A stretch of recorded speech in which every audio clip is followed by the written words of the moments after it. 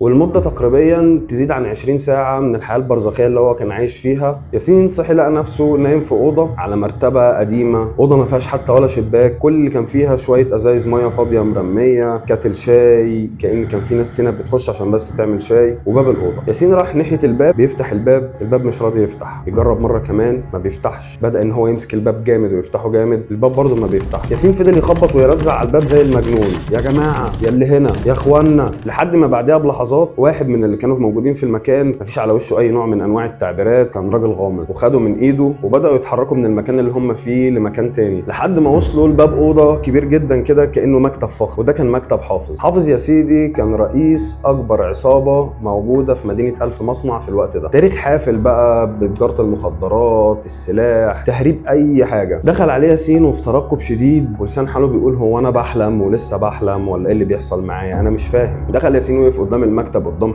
حافظ رحب بيه وساله عن اسمه وعنده كام سنه وهو منين، كل الكلام ده، لحد ما ساله سؤال اللي خلى ياسين يقعد فيه كام ثانيه لحد ما يرد عليه.